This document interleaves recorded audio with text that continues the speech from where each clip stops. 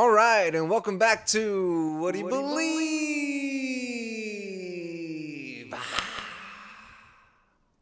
Nice. Okay.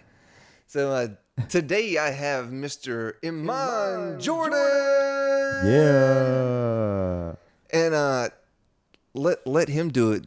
Iman, tell us about yourself, sir. Well, first of all, I love that whole intro you do. That's great. I love that. I feel like I'm ready to go now. Cool. All right. Sweet. Yeah, great. I'm Iman Jordan. Yeah, I'm a singer. We work together. We've worked together for how long now? Like 3 years? Oh, it's been about 3 years now. Yeah, so that's kind of depressing. Three wonderful years. That it's depressing that you've been working with me for 3 years. No, it's not the you part of it. It's probably the work part. But all right, but well, no, that makes me even more depressed knowing that. My day was going great. Okay. Yeah, it was. And I was like, I can't wait to go to work today. And now it's like, well, should I be hating my life? Is that what you're telling me? Maybe. I mean, the weird thing too is like we just got. I hope we can say that before we. Can we say that on here? I mean, I'm sorry. Am I too like it right now? Or am I just taking it too far? Yeah, you can just like not talk about it. I just don't want to. I don't like promoting it. You know. I get you. I was really gonna say. It's even gonna be harder. Exactly. Like what? Anyways. Okay, so there's plenty back to who I am. I am a singer. I'm a singer-songwriter. Originally from Cincinnati, Ohio, and yep.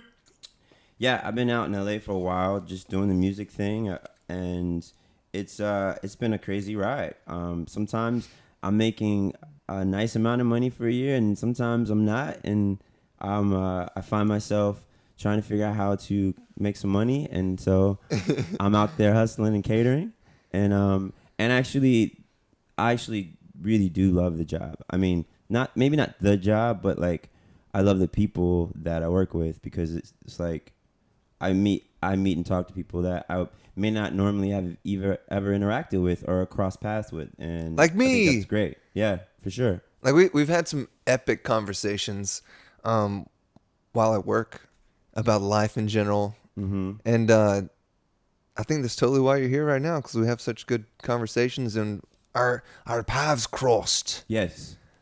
Oh, that's wonderful. I might have to bleep that name out. Yeah. Do you have to? Yeah. Well, I just do it just so there's absolutely no way they can sue me or anybody. True. I just try to play it safe. These days, you see Mark Zuckerberg up there, bro. I watched a lot of that conference today. He's getting grilled, but dude, it was ridiculous. It's just a show. It's just it's just a show. You think what's the show? What part of it? I don't know. They're really every time like they ask him like a really prudent question. Yeah. He's like, oh, what will happen is I don't have those numbers on me right now, but my staff will get with your staff after this, and it's like, but we don't ever see that information still. They're talking about, the information about sharing our information with other people, but we should also get the information that our government collects, because technically that is our information. True. Anything the government gets is ours. So we own the government. The government doesn't own us. I think people forget that. So basically, the government probably has all of everyone's data, probably, and you're saying that they should give that back to the people. So everyone should have all of our data. So everybody has all our shit. Because basically, that's what you're saying. Now it's like, you know what I mean? Is it that kind of thing? Like, well, technically, we all do. I mean, if it's public. But I'm saying that they were just. So I would have your information. I could just be. They were just talking about your information is public because you put it out there, but people making money off of focusing all the information and creating these like farms. Yeah. Of data, of intel and data. Yeah. Yeah. It's like, but I mean, people put it out there for them to take. It's just like throwing your garbage out. Like you throw it in the trash, somebody else can come get it.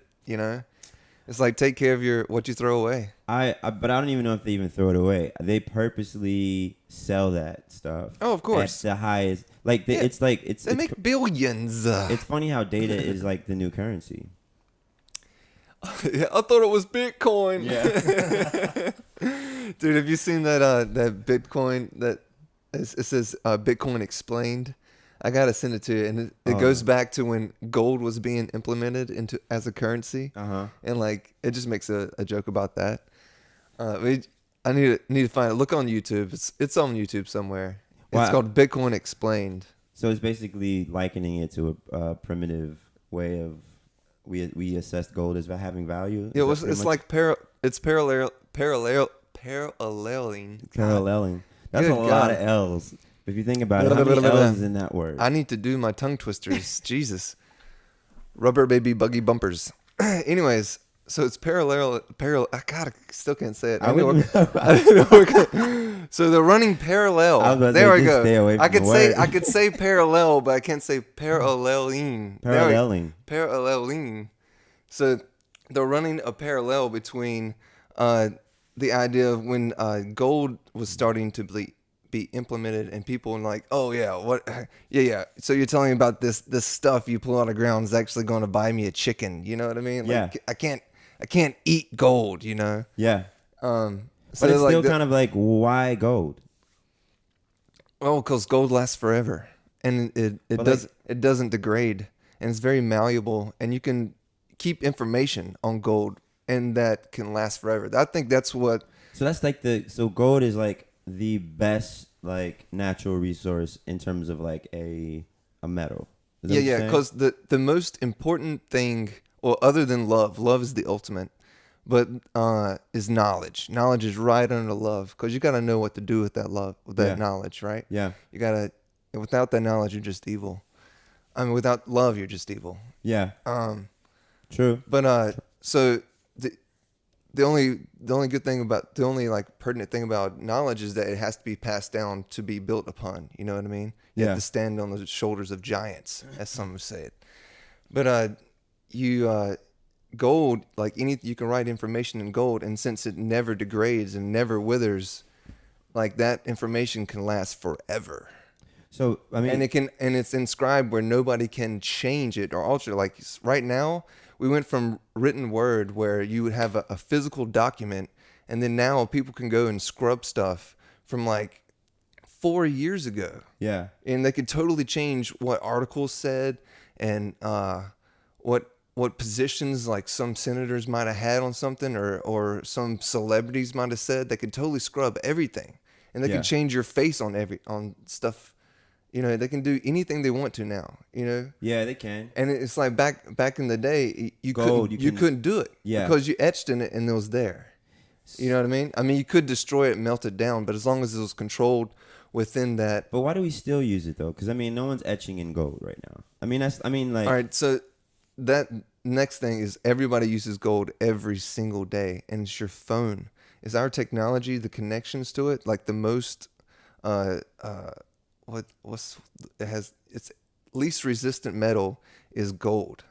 So like the best connections are gold line connections, and microchips are like straight up gold. Are they? Yeah, dude. I didn't know that. Yeah, because you can actually dissolve all the plastic and collect the gold afterwards. I was actually looking into doing that to like microchips and to RAM, like the RAM, that random access memory that goes into your computer that runs all your digital stuff. Wow. Yeah, you can dissolve all the plastic and it'll leave the gold there, and you just have a whole handful of gold. I've seen a lot of people do it. And how much would you get for that? How much is that worth? Well, it all depends on how much you collect. I mean, it's a lot of work, but gold never, as of right now, it always has been rising. It fluctuates, obviously, like every market. Yeah. But it's most consistently rising throughout time. Especially since we've gone off the fiat, or we've gone into a fiat currency, and we're not backed by gold anymore. It's like. So should we be investing in? So basically, invest in gold over Bitcoin. Physical gold, like in your hand, I would think. Not commodities exchange kind of stuff. Yeah, and then bury it in a vault in the dirt, in your backyard and have 12 AR-15s and a grenade launcher. You do sound like a guy that would like hide cash in his mattress, though, for sure. Yeah. I wouldn't hide cash. No, never hide cash. That stuff can like go out of value tomorrow. You know, Yeah, like the paper's nothing, that's true. especially because of the quantitative easing. Since they started just making more money, just start printing it out. What do you mean? So like, but doesn't that change? Doesn't that cause inflation and stuff like that? Yup. That means the money that you have doesn't have the same buying power. Oh, for sure. I mean, even traveling around. I mean, and if you go like to Europe when it's like 1-to-1, and then all of a sudden it's like 1.5, and you're just like, that shit makes a difference. Dude. It does. That cheeseburger at McDonald's goes up a couple dollars, and you're like mad about it. Like, you know what I mean? And everything, not just the cheeseburgers, but everything that you buy while you're there. Yeah. Every single thing goes up. Yeah. It's crazy, man. And it's like, oh, I should just go to a poorer country. That's just what No, I mean, I think that is actually. I mean, all jokes aside, you know, of course, to see the culture for the enrichment, but also you can ball out of control at these places. I mean, you really can. Like, I mean, and they're happy for the money. Like, people love tourism, you know. It's yeah, and I mean, how else do you get like a tourism market if you don't like? Yeah, go to those places and spend money, and then it becomes a place that people can, you know, it's viable. and I mean, so we just went to Mexico, and I mean, Mexico's not even that poor of a country, but it's like, but still, it's you get like we ate like kings for like $60. You know what I mean? We came away like, oh my god, this is only $60. That's crazy. And then like everywhere we went, even clothes and everything, it's just like kind of dumb. You feel like you're raping the country. You feel like you are taking advantage of the country. you're just helping them out. And Well, yeah, we were helping. It's mutually beneficial. Because I'm a broke artist in LA, but for some reason, broke in LA is better than. it's like, yeah, I'm really broke in LA, but we went to Mexico and it was great. Ate like a king, let me tell you. Dude, it was, dude. Are you serious? That's hilarious. Yeah, man. But I feel like if you go, like, I've been to Mexico once on a cruise, but while I was there, we drove a Jeep, down, like we rented a Jeep and drove it down like the highway to the beach. Tijuana or something or what? It was Calica, Mexico. It was off somewhere off the peninsula. Anyways, but like you see what people are living in down there. Well, at that time, and it made me like appreciate everything that I have so much more. Oh, for sure. And like especially that I was born into the family I was born into. Like I was like, wow, like. Yeah, I mean, because you see people living in like huts and like shacks and wood. Like straight up, yeah, like four posts and some tin. Yeah. Like straight up tin walls, and that's about it. And like some concrete footings around the outside or something. I think that's a shame. Like I think it's a bad thing about the U.S. About how it's so big that we get really isolated and how we like see poverty and see like just a lot of things, and we get spoiled. But then you leave the country and you go other places and you're like, whoa, wow, I should have more grateful that I grew up in that neighborhood. That was a good neighborhood. It had like, you know what I mean? It was safe. And so, but I think that is one of the things. It's like, I think the American, like, I think there's like a little bit of ignorance when it comes to that kind of stuff, because we never have to leave to go to the beach, to ski, to do anything. Other countries, they have to leave their country and go to other places in order to experience other cultures. You know what I mean? Yeah, there's definitely more freedoms beyond the borders, without a doubt. Yeah. But and you just get to see it. You get to see the differences. Dude, there's a lot of poverty here. Like, oh no, this is like one of the most richest cities, and there's a lot of poverty in the city. Like the homeless people is like an epidemic here, man. It's like tens of thousands. Yeah.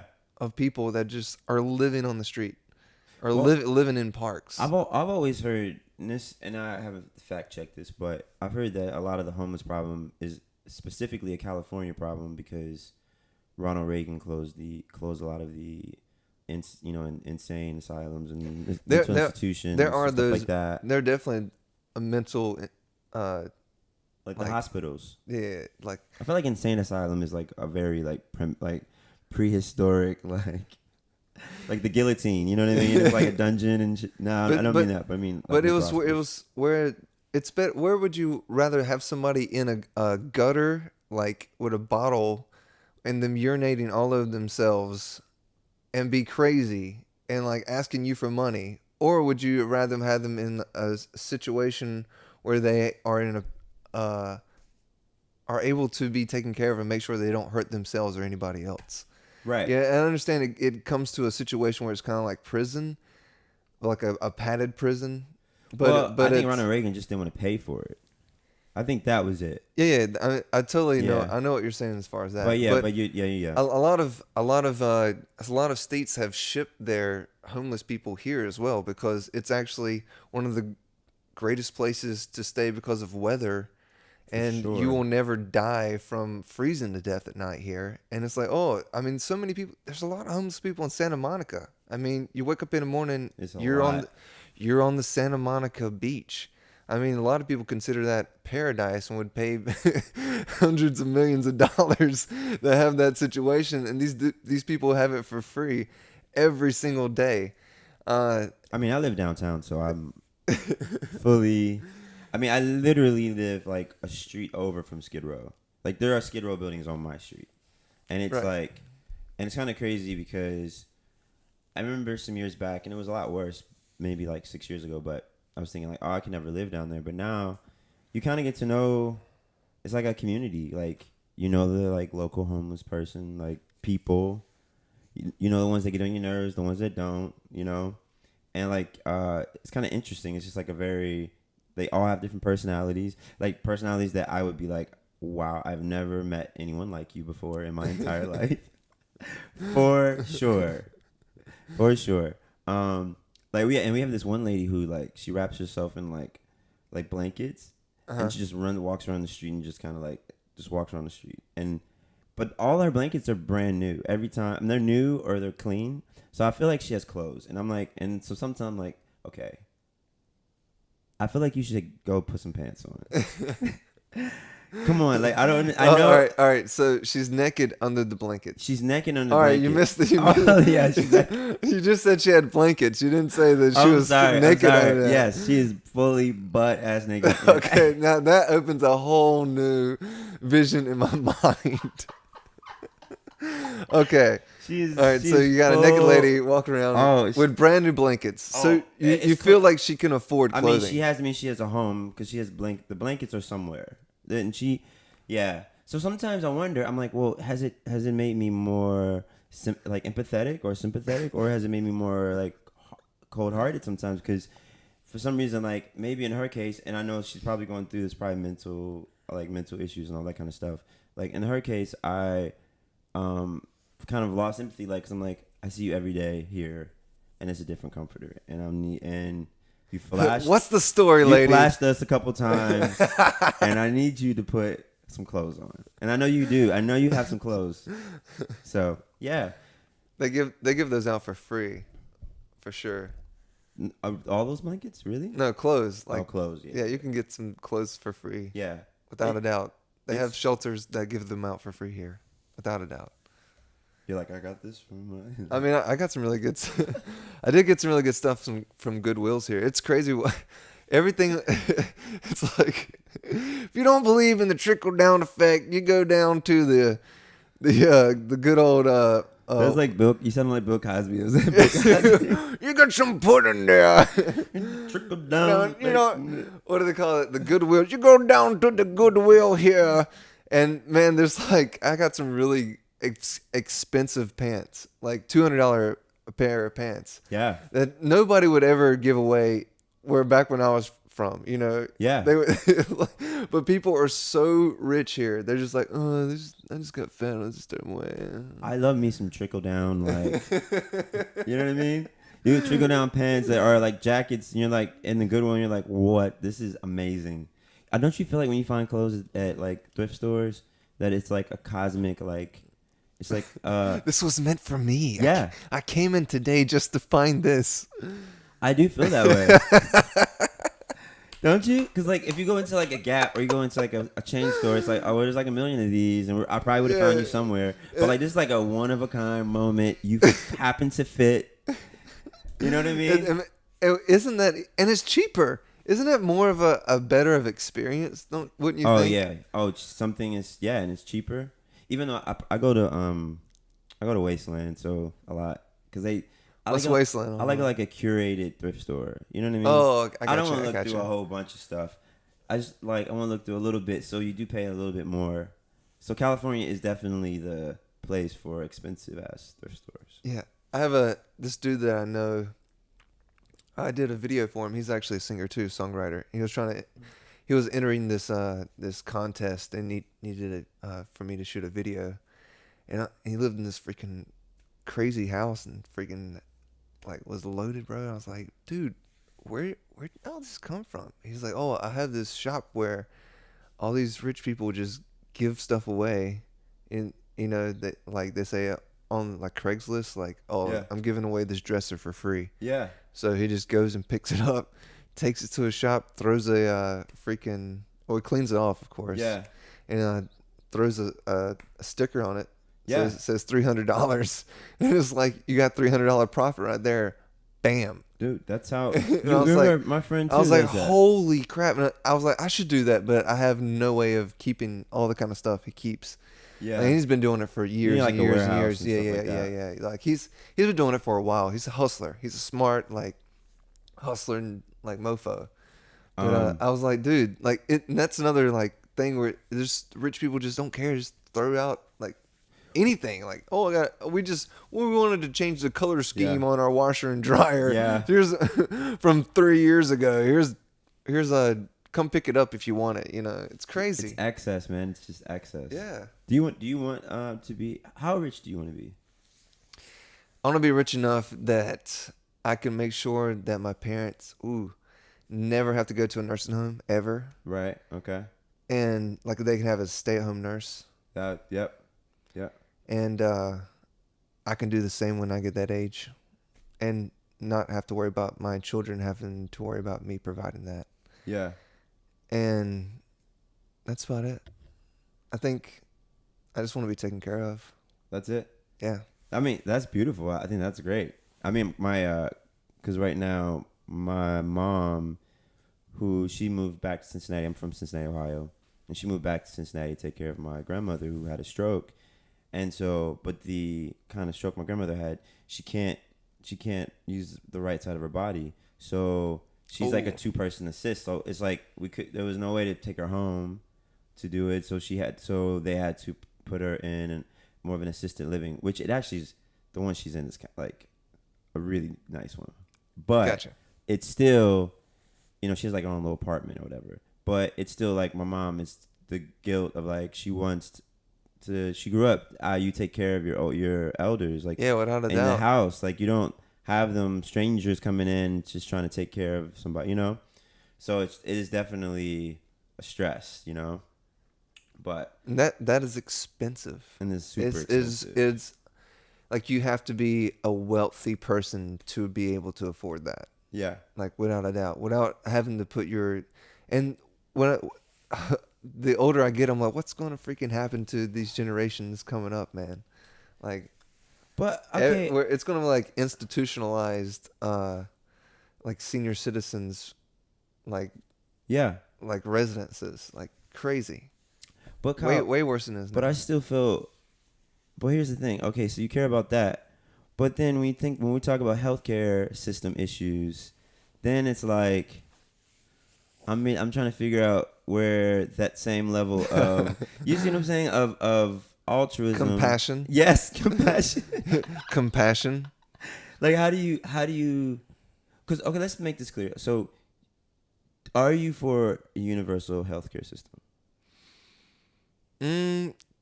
To a certain extent, yes. But it's like, I feel like everybody, well, if you pay taxes, like we had, I don't know, man, it's hard. It's really hard. It's a very hard thing for me to, because especially now, like my mind has changed. And I know you talked about this earlier. Like I've been going through this like little bit of way of thinking the way I change. Yeah. Change the way I'm thinking. Yes. Change the way I think. Bam. But anyways, it's just I've just dove more. I've been diving more into like history, and I've been learning about stuff. I got a stack of books that 1, 2, 3, 4, 5, 6, 7, 8, 9, 10, like 12 books over there that I just ordered off of eBay. I'm gonna start reading, man. I've just been reading like nonstop. What reading for to learn what's going on, man? Because like everything, like I learned a whole bunch of crap when I was in college. College is great. Go to college. Yeah. I mean, just take advantage of it. Yeah, everybody bitches about how expensive it is, and yeah, it's expensive, but you can also learn all the things they teach in college. Like I just ordered all these books, and they're college books, and they're $4 a pop. You know, that's great. And they haven't changed the laws of physics since they've written that physics book. You know what I mean? It's like, and they haven't changed the laws of engineering since they've changed that engineering book. You know, so like these are things that are set like in concrete. You know, Yeah. like the speed of light is not going to change. Might. Technically. It could. Well, the more I've been diving into it, the more I found out that the average, what they say is the speed of light is actually the average speed of light. Oh, really? Yes, because it actually can go faster or slower. And now it has to do with a whole bunch of different stuff. And like I've been diving into like quantum mechanics and all this kind of crap. But it's like I want to know about these things because like like I've been diving into religions also. Like I told you about this. Right. And like this is a religion. Like this science. This isn't a religion. I totally agree with that. Like if you, like, okay, say you're secular, but you still believe that 2 + 2 is 4, right? And you believe that mathematics controls the world, right? And you can describe anything in the world through mathematics, right? And that's science because it's measurable, right? Yeah. So that's your Bible. It's not my Bible. No, I'm not sure, but I'm saying, but it's for someone who is. That doesn't believe in a God or creator. That believes all about science. There's nothing but science. Like if that is your Bible, and you say I don't have religion, bullshit. That's your religion. Like yeah, I agree with that. Like that, you're fooling yourself if you think any other way. Like really, you're really fooling yourself. Because it's a religion. Because the religion changes, theories change. Yeah. You know what I mean? Theories change. Yes. But also, just like religion does, and spirituality changes. Man, Jesus always saves, brother. That never changes. I mean, I feel like, okay, first of all, let's talk about this because, like, I grew up in a church in Ohio, in a Baptist church family. Okay. Now, so we had an interesting talk earlier because I was going to tell you a story about a catering shift I had last week. And oh yeah. But we're gonna get to that. But I just want to say, part of that story is funny because just through probably one person word of mouth, that story's probably morphed and changed. Right. Right. Okay. Telephone. So, boom. Telephone game. Right. Yeah. How is the Jesus story and the biblical story? How can you see it different than it being a word of mouth translation that could be some parts very, very true and very, very right, but also some parts maybe misconstrued and maybe Oh, without a doubt. I believe the Bible itself has immense amounts of truth in it, but I also believe it has immense amounts of persuasion in it as well to get you to perceive that truth a certain way. You know what I'm saying? Like you can say the sun is bright, right? But there's certain reasons people say the sun's bright. You know, it's because there's a solar flare at certain times, or like, you know, the atmosphere is reflecting. It would be brighter if we were outside of our atmosphere. Yeah. You know, like there's all these different things. Right. But damn, I fucking forgot what I was going. You were saying how it's like people. There's truth in there, but people you're persuaded. Exactly. So you can say like the sun is bright or something like that. Like, but people it's just like our politics today. I mean, there's truth out in the world of what should happen in the world. Like we all have our different. Well, opinions. how do you identify what is truth in there, and what is not truth? All right. Good. Very good question. And this is something that I've been dwelling on a lot. And it comes from repetition. It comes from like really diving into it and really like understanding it and memorizing and bringing it, because you bring it when you memorize something, you make it a part of yourself. Like it becomes you. Yeah. You know what I'm saying? Yep. And so when you memorize it enough and it's a part of you, you're able to decipher it. You know, you can't decipher anything if you just read it once.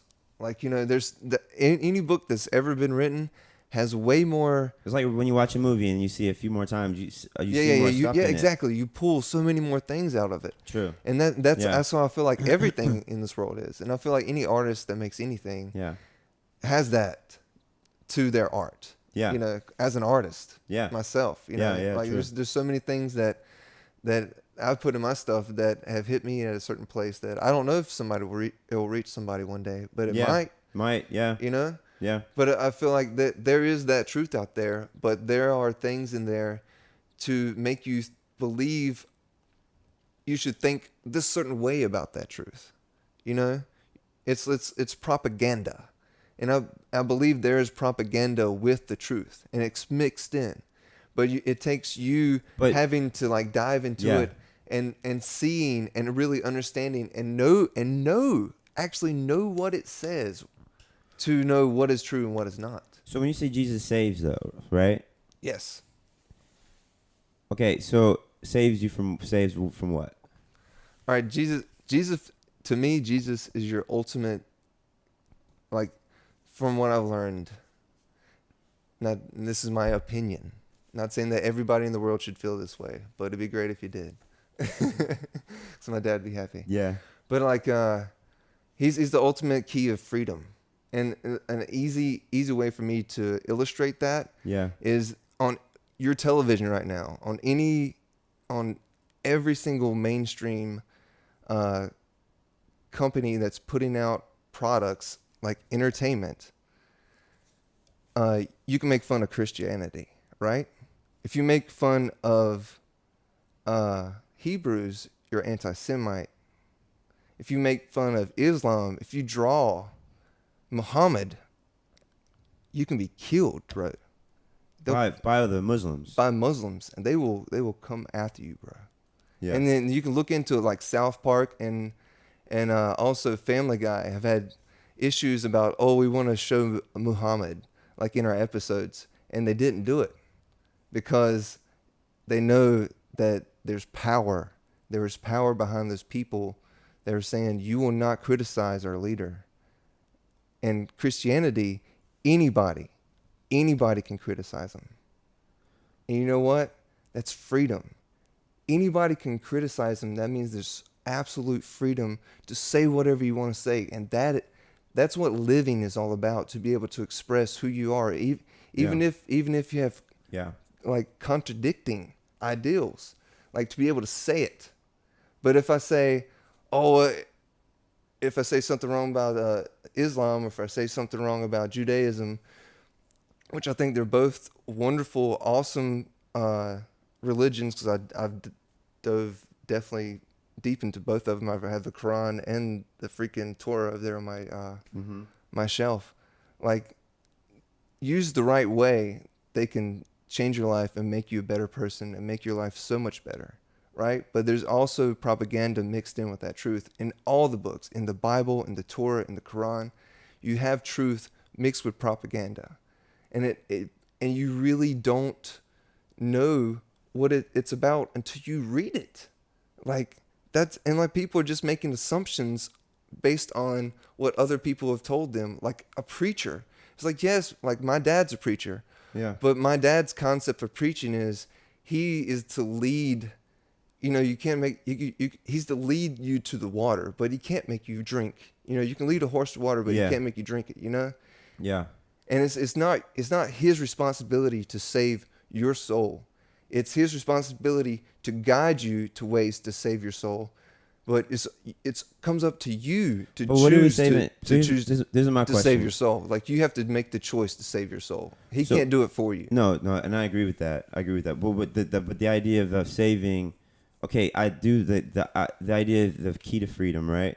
And I do think Christianity gets, made fun of. I do think all the other religions get made up fun of as well. I don't totally agree with that. I think that Judaism gets hit hard from the Muslim side of the world. I think Judaism gets. I think Judaism military wise, but not on your TV screen. I mean, but even on the TV screen, you see jokes about like a Jewish rabbi guy, and he's like, I feel like they make fun of people now. Now this is only Jews are allowed to make fun of Jews. Like it will only be freaking Seinfeld, which I don't like. I think, I don't have a problem. Like I think I'm actually part Jewish. Like I looked at my line. Like I have a. But I don't think Grandpa Zadok. Yeah. Like I have no problem with Jews. Yeah. Just to clarify this, I'm just saying it's a social construct of like what's good and what's bad and what you're free to say. And I'm not saying to me, but you. But that's it. I think that's a result of. I think that's a result of who's in power. It's more of a, for instance, black people can only make fun of black people. Yeah. But it's also I don't agree that. I don't agree that. But what I'm saying though, but still, it's kind of true. It's just true, but I don't agree it should be that way. But what I'm saying is, but you when you have communities that may be the minority or may have been the oppressed in a community, then it socially charges everything that's being said, and it just changes it, But I don't know. But so you're saying only black comedians could tell joke about black people? I think that where people wouldn't have like some issue. I think that it's like I think it is that way. I mean, I think a song that has the N-word in it. I've catered those weddings where I just wait to see which white person is going to say it, and it depends on how many black people are there. Most of the time, when they sing the words back, it's just because it's a charged thing. So I think, I don't know if it's like one of those like, oh, woe is Christianity. I don't think that at all. Actually, no, I really don't. I mean, I grew up Christian. Christianity has given. I'm not saying woe Christianity. I'm saying like, we're not saying we're the exact opposite. We're not saying, we're Christians. People make fun of us all the time. We're fucking proud of it. It's like, yeah, make fun of us. We don't care. It's like, we don't care. You can call it like, you never hear the term anti-Christian. Like, you know what I mean? You never hear that term. But that's just me personally. And you hear the term anti-Islam, anti-Semite, you hear that. Yeah. It's like, you never hear that term anti-Christian. You've never heard it. Right. Think about that. Well, I mean, I'm not saying that we are bitter. I'm not saying Christians are bitter about that. That just gives us more pride personally because it shows freedom. It shows that you can talk any crap you want to about it. We don't care. We don't care if you talk about it, what you believe or how you think we're so crazy. Like, we don't care. You have that freedom to do that. But don't you think though also that there is, by most Christians believing that Jesus is the truth and the light and is the only way, right? Well, that's what that you're excluding. Yeah, you're excluding a lot of people, and also if that this whole sin thing and original sin and we're born sinners, all that kind of stuff. I feel like I think that's the thing that's killing religion. Honestly, I think it's some of those things that never, and maybe it resonates with some people, but other people it's just never really resonated. Like the idea that I came in as a sinner and that somehow how I was evil. No, I came in as a beautiful soul that was worthy of all the love. I think it's actually really interesting because most of the gospel songs that I grew up on, and the hymns, they'll have great lyrics and then they'll hit me with the good that I am not worthy of. I am not worthy of these blessings. And you're just like, no, that's not true at all. That's the propaganda. The propaganda is that you're not worthy of all the abundance and all the great things and all the beautiful things in this world, and that you have to just inch out and just try to be good, try to be a little bit worth something. I could agree with that. And so I feel like that's some of the problems with it. But all right, all right, so let's just analyze what you just said there. Like what you were hearing and like you loved, right? That was the truth, and you're digging that. And then you heard the propaganda, and you was like, no, that's propaganda. Yeah. But you felt that. Yeah. You know what I'm saying? Yeah, and true. you wouldn't have known that unless you learned that song and you knew the lyrics to it. Right. And you knew what was going on. Yeah. Bam. I get what you're saying. So you just gotta like, I feel like everybody. But you're looking. I feel like you're looking at your Christianity through a very personalized, individual perspective.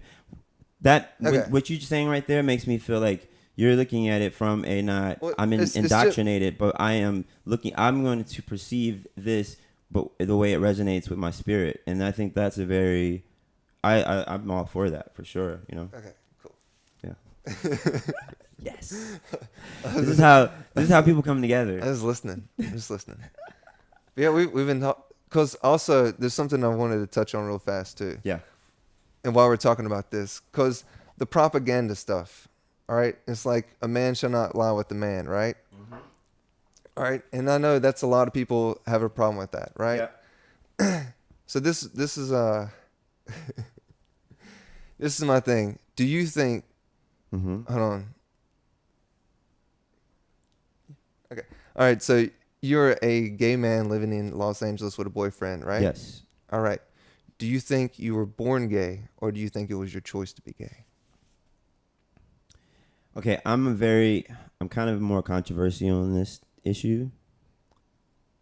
I think that question is irrelevant on so many levels because I feel like I know a lot of people that, especially a lot of people who are gay,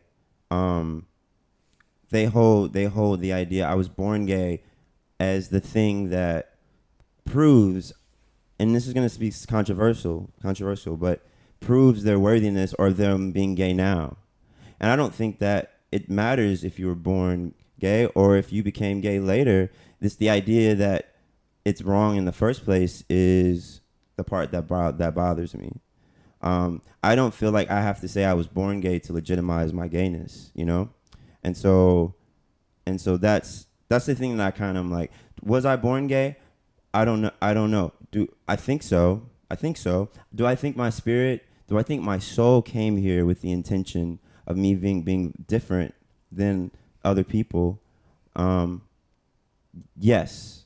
You know, and maybe it was through the gay thing. Maybe it was like, you're going to come down here and be gay, and then, you know, somehow by people getting to know you and loving you, you bring them closer to their God, you know?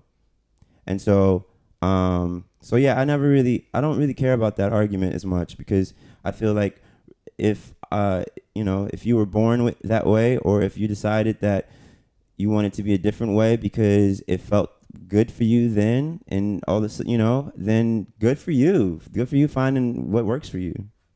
Okay, I got you. Because what I was looking for, or while I was asking that question, is I feel like if you are born gay, or you feel like you're born gay, Yeah. then it's like God made you gay. You know what I mean? Yeah. So it's like it's like he can't.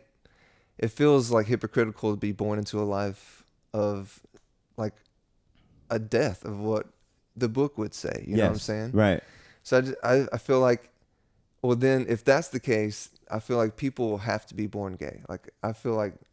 Well, I mean, most Black Christians don't believe that that's possible to be born gay. Yeah, a lot. So that's their way to not to. Well, this the way this is my reasoning behind that. Yeah. All right. So when I'm a straight male, like I love women shaped all tall, skinny, big. Mm-hmm. I don't care. I love them. Mm-hmm. Like black, white. I don't care. Asian, love them. Anyways, so but like when a freaking hot girl walks by me and I smell her. Yeah. I smell her pheromones. Like Mm-hmm. there's that part that hits me in my chest. Oh yeah, me And too. it's like, not women, but yeah, men, yeah, exactly. Yeah, So yeah. like, and like it's a biological thing. Like I Yeah. smell her and I'm like, Yup. God, oh, you know what I Mhm. mean? I'm like, that is like, yeah, that's what I want right there. I want that right there. yep, You know?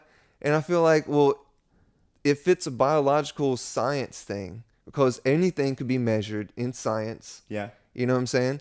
and then they should be able to measure like is it like a hormone thing that's going on, and Right. it may just be different hormones in your head, and not saying that there's anything wrong with that or anything, uh, like I made, like, you know what I'm saying. I'm not just saying.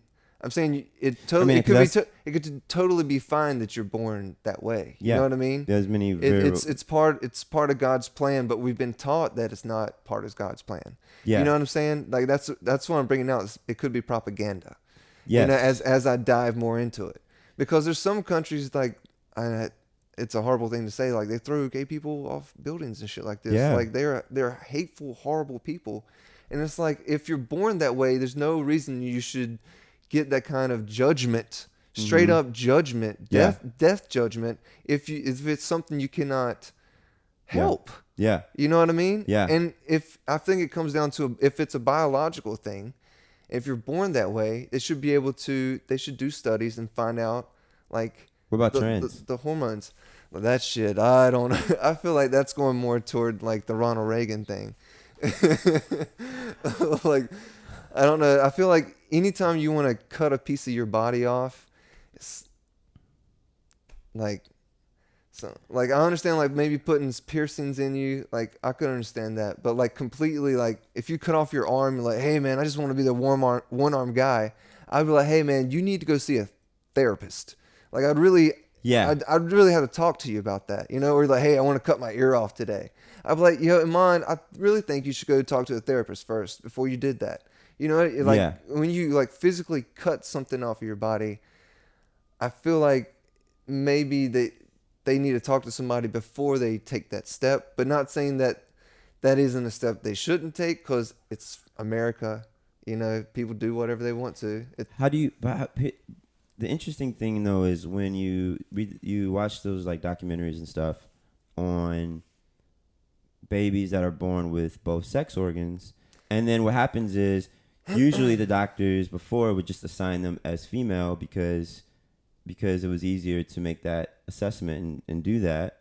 And so then I think they said like 50 to 70% of those girls grew up feeling like they were boys the entire time and they felt like they were out of their body, and like, you know what I mean? Like I feel.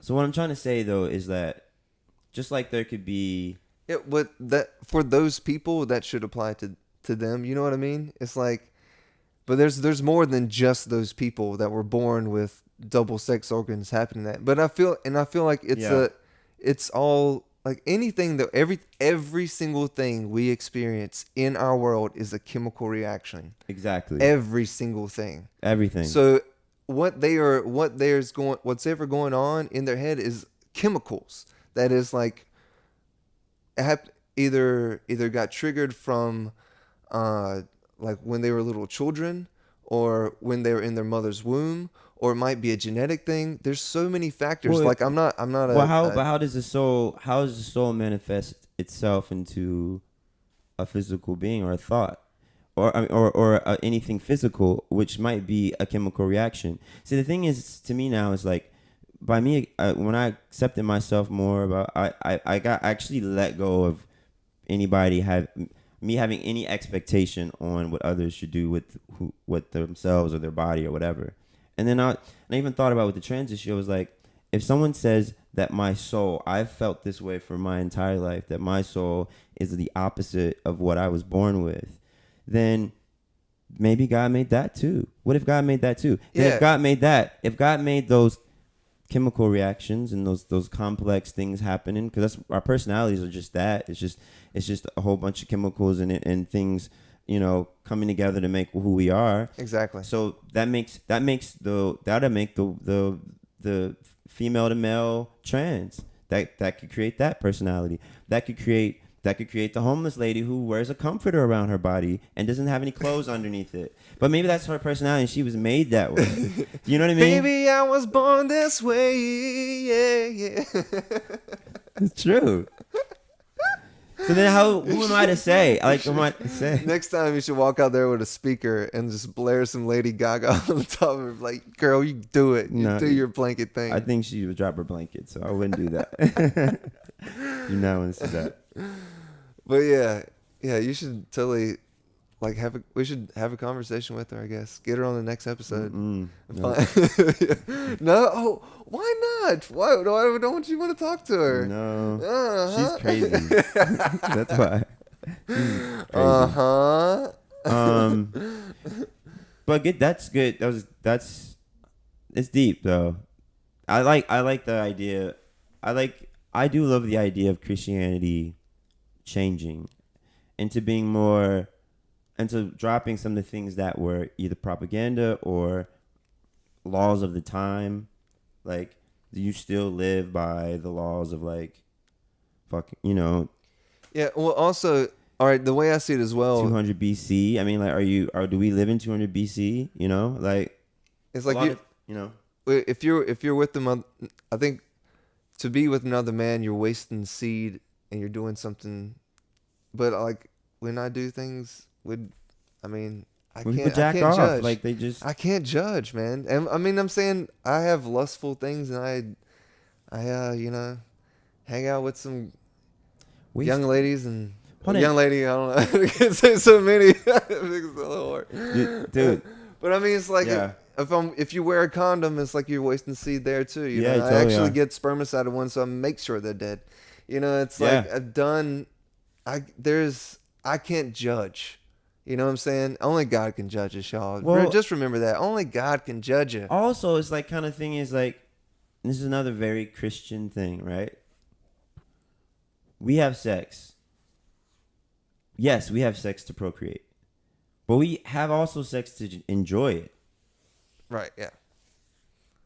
Yeah, but you also look, that's a different religion. You got to look in the Roman Catholics. It's like you only have sex just to have babies. You never wear condoms, no birth control. There's that. I mean, there's that spectrum. But it's like, they're all so many spectrums. There are people that are like, die hard, bro. I know, but it's just kind of like, I should have been more like. I'm just saying, like, why can't sex be for fun and pleasure? And why can't that be the reason why God gave it to us too? God was like, you know what? This is you feeling the best, and you're with someone else that's feeling fucking great, and you all are beaming lights together, and you feel it, and it's euphoric. Yeah, there's a trashy side to it. Yeah, people take anything beautiful and they make trashy. Yeah.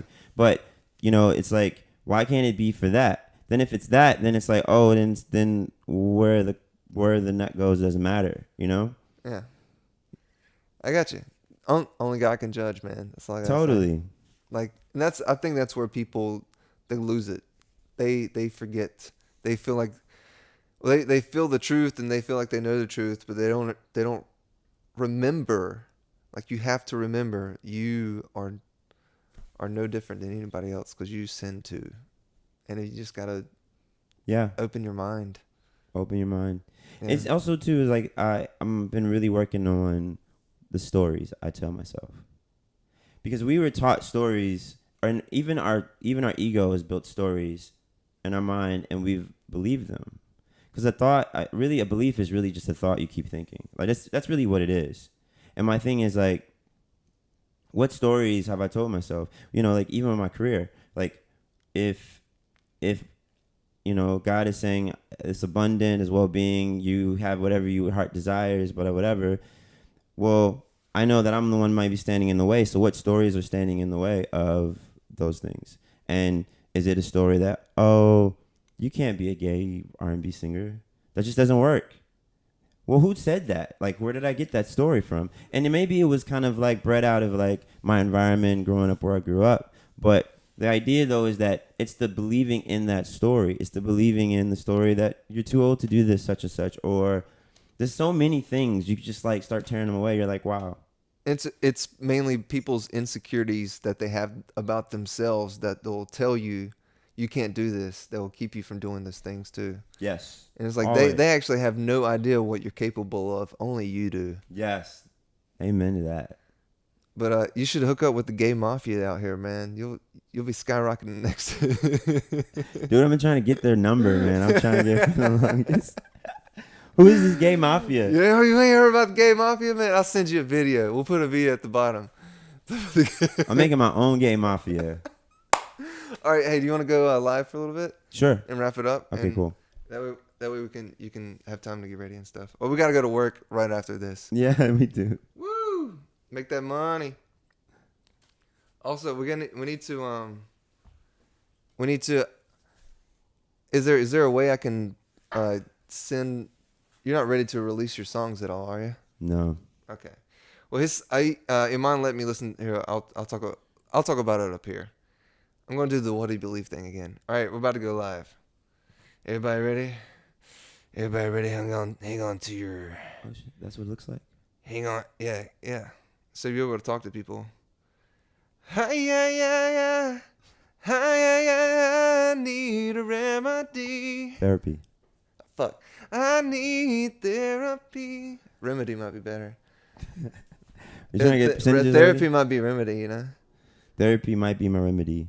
Yeah, but I feel like therapy is like all you're going to do is promote therapists, and you should somehow get a cut of that. Right. You know what I mean? Or just say therapy is not only the only solution. There are like religion. Religion isn't horrible as long as you use it right and try to weed out the propaganda. But that's hard too. It is. But, I don't really believe in religion though. I got you. I think it's spirituality's individual journey. You don't believe in science. You know what? Less and less. Oh yeah. Is the Earth flat?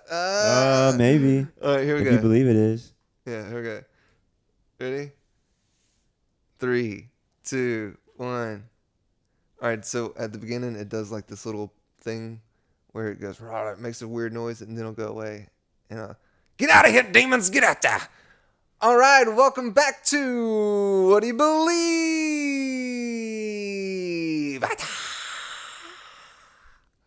You're good, dude. You're so good. I'm working on that, man. I'm trying to make it like my tagline. And when I posted, I put like this delay up there, so it's like this. What do you believe? It sounds like I'm in a bathtub. Anyways, Did it mess up? It says trying to reconnect. It says due to poor wireless connectivity. What? I got the 5G on, bro. Come on, man. It's the government. It's the government. Government trying to stop me. Here, I'll end it. Come back.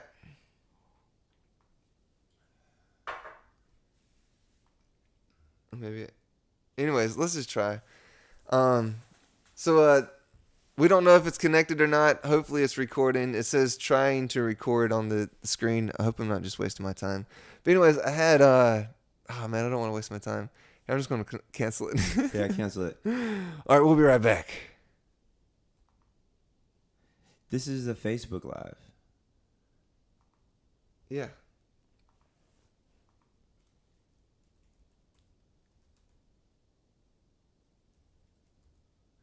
Yeah. So I have more followers on Facebook, so I shoot it out to Facebook to get everybody, to get more people That's so funny. looking into it. John Keeney wrote me a paragraph. There we go. Here we go. Sorry for all those listening to this. Sorry about this, but we had some technical issues, and I can't afford somebody to do this for me. All right, here we go. We're gonna try to go live again.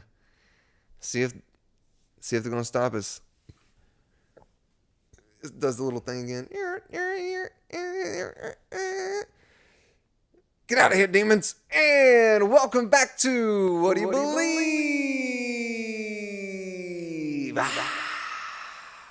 Nailed it again, bro. You every time. Yeah, I got So it down good. to a pat. Yeah. Anyways, so today's guest was Iman Jordan.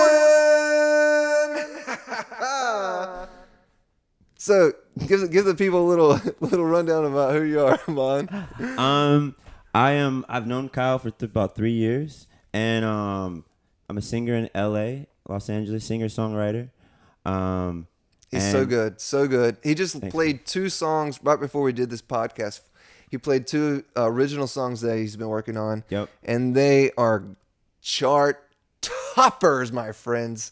You're gonna love it. You're gonna love it. He's really good. Thanks, man. I mean, yeah, and your lips to God's ears, because I want them to be. So, yeah, just working on a new project right now, and of course, I had to come by and hang out and talk and do this because I love man, I love the stuff you do. So well, thank you, Yes, Mr. sir. Jordan. yes, Well, sir. Iman and I, we work together. We have a lot of epic conversations, so we thought we'd do a podcast today, and we did about an hour already. You'll have to check the link later on down at the bottom. I'll post it, or check our fan page at What Do You Believe Comedy. There were a couple I'll of fights, little arguments. I don't think we had any arguments. Oh man, I lie. I was trying to get them to watch. We had these epic fallout arguments, but we had some Yeah. pretty. I mean, if you want to get to like deep, if you want to think about deep, Mm-hmm.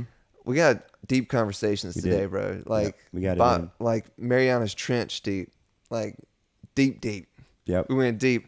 Hey, Dan Hall, Fred Taylor, Michelle, Tony, Laurie. Hey, how you doing? Christy, Brian. We got a whole bunch of people tuning in. Hey, there's a lot of people from North Carolina. Since you guys are in North Carolina, make sure you stop by Moore's Barbecue. Pick you up some barbecue from Moore's Barbecue. Got one in Moorhead and in New Bern. Check them out. That's my sister's place. Oh, is it? Yeah. Gotta throw it out to my sister. Yeah. But yeah, we talked about a lot of deep stuff today. We talked about religion, like really in-depth religion talks. We talked about healthcare. We talked about we got a little politics in there. Yep. We talked about Catering. And What else we talk about? your life as a musician. A little bit, yeah. We talked about my life as a musician. Tell me about when are these songs that are going to come out that you played for me? So Give me a little heads up about that. I'm working on an EP right now, and so I think we're like in the last stages of recording. So like another week or 2 weeks of recording, and then after that, it's like promo for it, and then hopefully getting it out by like August. I would like to get it out by August. So how many songs are going to be on this EP? Probably about 5 or 6. 5 or 6? Sweet. Yeah. So I'm excited. It's the first one I put out under Iman, my old artist name. I kind of let that go a couple years ago, and so it's like fresh energy, fresh blood. You used to be signed with Interscope or something like that. Yeah, it was Interscope Records. Yep. For 2.5 years. It was also MySpace Records back in the day. Yep. And then he said, "You know what? I want to own the rights to what I create." Exactly. And he wisened up, and now he's making it happen. Yes, it bumped the labels. Oh my God! And it sounds so good, y'all. He's been to Israel. He's been to where'd you go? The Philippines or something like that? Where'd you go? No. I went to Germany. No. You went to some songwriting place in like some tropical island. Oh, Nicaragua. Nicaragua. That's what it was. Yeah. Yeah, he went to Nicaragua. He's been to Israel. Berlin. We just did Berlin. Yeah, London. Yeah, it's been a good year of all that kind of stuff. And then you go to Sweden too? Went to Sweden and Denmark. Yeah, so he goes all over the world. He writes amazing songs. He's got his own music coming out. It's really, really, really good. I wish I could play you some, but he's keeping it under locks. Yeah, it's not done yet. So. Yeah, but I'm sure you got some links or something I can put below that can direct everybody to to when it happens, like go here. Check it out. And it's going to happen in maybe like 2 months, 3 months? About 3 months. About 3 months? Yeah. All right. That's what's up. All right. Word.